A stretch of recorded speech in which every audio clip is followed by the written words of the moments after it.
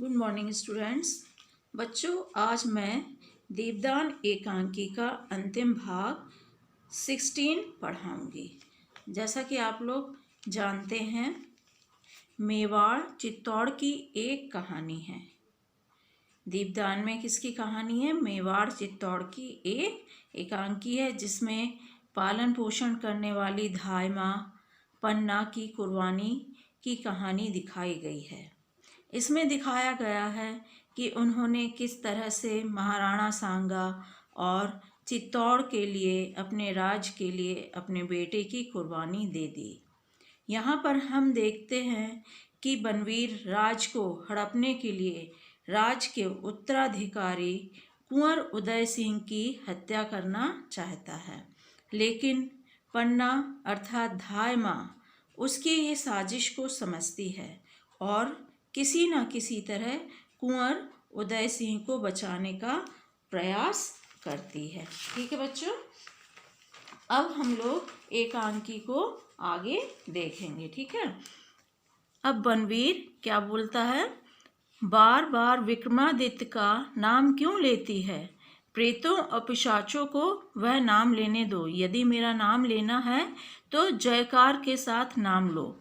अब बनवीर पन्ना से क्या बोलता है? बार बार विक्रमादित्य का नाम नहीं लो, क्योंकि वो उसकी हत्या हो चुकी है, वो मर चुका है। अब वो प्रेतों और पिशाचों के को ही उनका नाम लेने दो। अगर तुम्हें किसी का नाम लेना है तो मेरा नाम जयकार के साथ लो।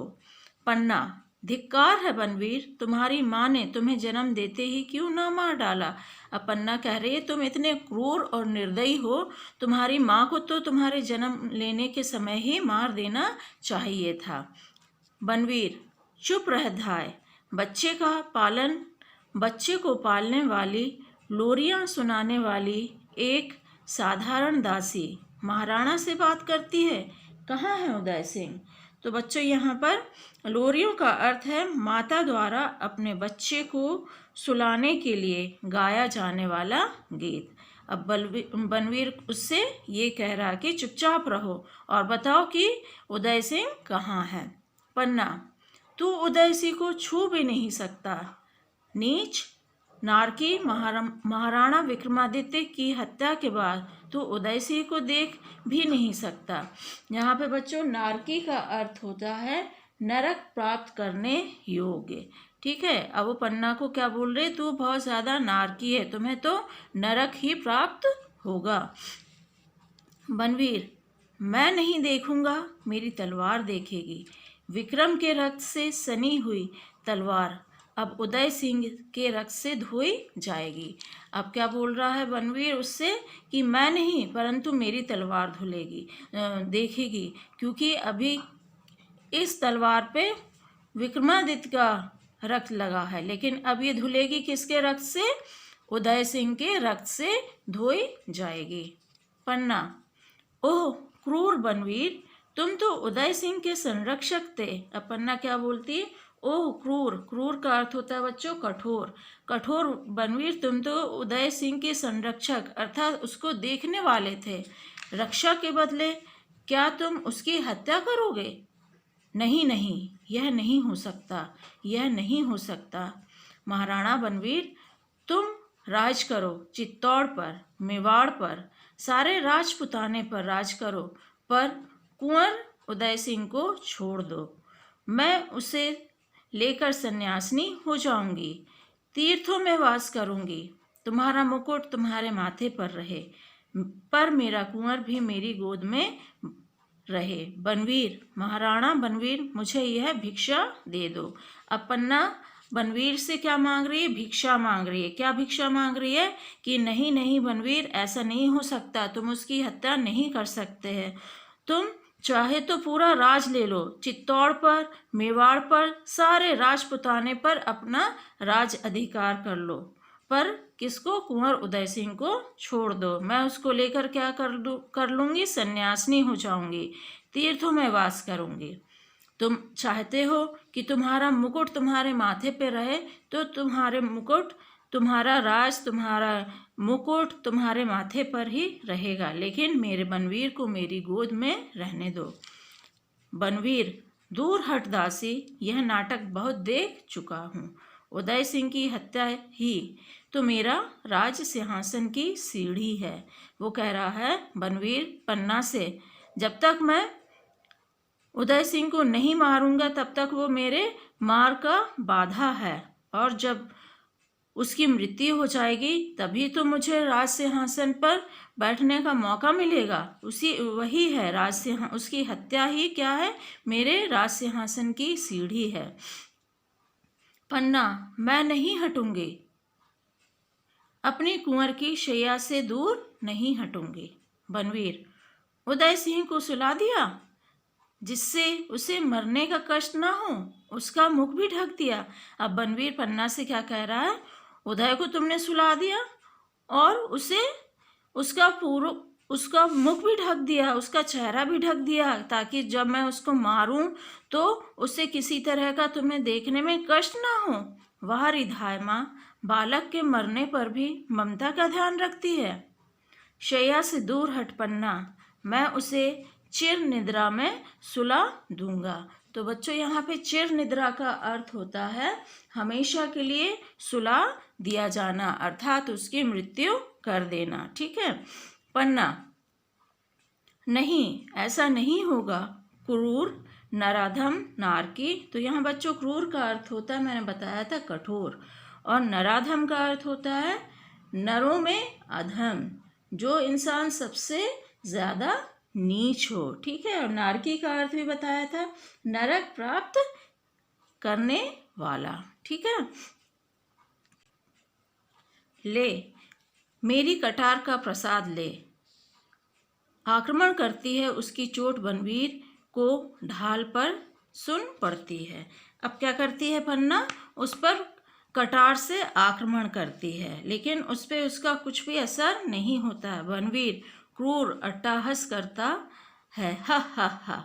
दासी छत्राणी, कर लिया कटार का वार, यह कटार मेरे हाथ में है, अब किससे वार करेगी। अब बनवीर मजाक उड़ाता हुआ कहता है, दासी छत्राणी कर लिया तूने वार, अब तेरी कटार मेरे हाथ में है, अब तू किससे वार करेगी, अब तुझे भी समाप्त कर दूं। अब वो बोलता है, अब तुझे भी समाप्त कर दूं, मैं उदय सिंह के साथ साथ तुझे भी समाप्त कर दूं, लेकिन स्त्री पर हाथ नहीं उठाऊंगा। वो कह रही है पन्ना, बनवीर पन्ना से क्या बोल रहा है कि लेकिन मैं क्या नहीं करता हूँ, स्त्री पर हाथ नहीं उठाऊंगा, तू स्त्री है इसलिए मैं तेरे ऊपर हाथ नहीं उठाऊंगा। पन्ना, अबोध सोते हुए बालक पर हाथ उठाते हुए तेरा हृदय तुझे नहीं धिक्कारता पापी। तो यहाँ पर बच्चों अबोध का अर्थ होता है नासमझ या नादान। पन्ना बनवीर से क्या कह रही है, नासमझ और नादान सोते हुए बालक पर हाथ उठाते हुए तेरा हृदय तुझे नहीं धिक्कारता है। इतना छोटा बच्चा है और तू उसको मारने के लिए, तू उसकी हत्या करने के लिए सोच रहा है।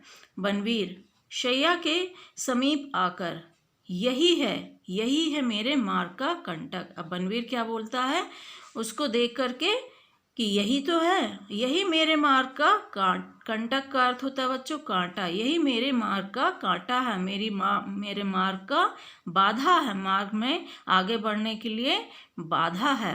कौन बाधा है, उदय सिंह के लिए बोल रहा है बनवीर। आज मेरे नगर में स्त्रियों ने दीपदान किया है, मैं भी यमराज को इस दीपक का दान करूंगा। वो बोल रहा है मेरे नगर में स्त्रियों ने क्या किया है, दीपदान किया है, और मैं भी क्या करूंगा, यमराज के सामने उदय सिंह की हत्या करके मैं भी उसके अपने दीपक का दान करूंगा। यमराज लो इस दीपक को, यह मेरा दीपदान है। अब वो क्या कह रहा है यमराज से कि यमराज लो यह मेरा दीपदान है, उसको मारता है और कहता है ये मेरा दीपदान है। आज मेरे नगर में स्त्रियों ने दीपदान किया है, लेकिन मेरा दीपदान क्या है, उदय सिंह की हत्या करना। ठीक है। तो बच्चों यहाँ पर हम लोगों ने इस एकांकी में 3 तरह के दीपदान देखने को मिले हैं। ठीक है। पहला जो स्त्रियों ने दीपदान किया, तुलजा भवानी के आगे मयूर पक्ष कुंड में, दूसरा, धाय माँ पन्ना ने अपने कुल के बेटे चंदन का दान किया मातृभूमि के आगे। उसी के रक्त की धारा में तीसरा दीपक दान किया बनवीर ने महाराणा सांगा के कुल दीपक कुंवर उदय सिंह मानकर चंदन का यमराज के आगे। ठीक है बच्चों, ये 3 तरह के दीपदान इस एकांकी में हम लोगों को देखने को मिले हैं। उदय के धोखे में चंदन पर जोर से तलवार का प्रहार करता है। अब वो सोचता है कि इस शैया पे कौन सो रहा है, चंदन सो रहा है, लेकिन कौन सोया हुआ था वहां पे, यहाँ पे किसकी शैया पर कौन सो रहा है, यहाँ उदय की शैया पे चंदन सो गया है। ठीक है, लेकिन वो क्या सोच रहा था कि उदय सिंह सो रहा है, लेकिन कौन सोया था, चंदन सोया था। और सोए हुए चंदन पे जोर से तलवार का प्रहार करता है। पन्ना जोर से चीख कर मूर्छित हो जाती है। कमरे में मन लौ से दीपक जलता रहता है। अब बनवीर ने उदय सिंह के धोखे में किसकी हत्या कर दी है, चंदन की, धाय माँ के बेटे की हत्या कर दी है। और पन्ना जोर से चीखकर मूर्छित हो जाती है और गिर जाती है। मूर्छित मतलब बेहोश हो जाती है। और कमरे में मन लौ से दीपक जलता रहता है। तो बच्चों, इसी के साथ यहाँ पर इस एकांकी का अंत होता है। ठीक है, धन्यवाद। एकांकी संचय अध्याय 6 दीपदान, भाग 14, 15, 16, पेज नंबर 106, 107, 108, 109, 110 एंड 111। इसका गृह कार्य आपके लिए है। ये एक पैराग्राफ दिया है और उसके नीचे 4 प्रश्न दिए हैं। उसके आपको क्या करना है, उत्तर लिखना है। तो पैराग्राफ क्या है, तो लो मेरी जीभ काट लो और यहाँ से चले जाओ, महाराणा विक्रमादित्य। ये पैराग्राफ बच्चों है पृष्ठ संख्या 109 का। ठीक है, पहला प्रश्न है, यह कथन किसका है और किससे कहा गया है। तो यह कथन पन्नाधाय का है और बनवीर से कहा गया है। पन्नाधाय ने जीभ काटने वाली बात इसलिए कही है क्योंकि बनवीर कह चुका था कि उसका हत्यारा कहने वाली की जीभ काट ली जाएगी। ठीक है, दूसरा प्रश्न है, वक्ता और श्रोता में उदय सिंह के बारे में क्या क्या बातें हुई हैं। तो क्या क्या बातें हुई हैं, बनवीर ने पन्ना को डांटते हुए कहा कि वह उसका नाम इज्जत से जय जयकार के साथ ले। इस पर पन्नाधाय ने जवाब दिया कि धिक्कार है तुझे बनवीर, उसकी माँ ने उससे जन्म देते ही क्यों नहीं मार दिया। ठीक है, तीसरा प्रश्न है, वक्ता ने रो रो कर श्रोता से क्या करुण पुकार की है। तो इसका उत्तर है, पन्ना ने रो रो कर करुण पुकार की कि वह तो उदय सिंह का संरक्षक था, रक्षा के बदले क्या वह उसकी हत्या करेगा। पन्ना बनवीर से कहती है कि तुम पूरे चित्तौड़ और मेवाड़ पर राज करो, पर कुंवर उदय सिंह को छोड़ दो। मैं उसे लेकर सन्यासिनी हो जाऊंगी, तीर्थों में वास करूंगी, तुम्हारा मुकुट तुम्हारे माथे पर रहे, पर मेरे कुंवर को मेरी गोद में रहने दो। इसका लास्ट क्वेश्चन है बच्चों, श्रोता ने क्या कहकर कुंवर उदय सिंह की शैया पर सोए हुए चंदन को मार दिया। तो इसका उत्तर यह है बच्चों, बनवीर कुंवर उदय सिंह की शैया के पास आकर कहता है, यही है मेरे मार्ग का कंटक। आज मेरे नगर में स्त्रियों ने दीपदान किया है, मैं भी यमराज को इस दीपक का दान करूंगा। लो इस दीपक को, यह मेरा दीपदान है। यह कहकर उसने उदय सिंह की शैया पर सोते हुए पन्नाधाय के बेटे चंदन पर जोर से तलवार का प्रहार किया। तो ठीक है बच्चों, इन चारों प्रश्नों के उत्तर मैंने आप लोगों को बताए हैं और इसको आपको क्या करना है, अपनी कॉपी में लिखना है इन प्रश्नों के उत्तर। ठीक है बच्चों, धन्यवाद। ये आपका एकांकी का अंतिम अध्याय था। धन्यवाद।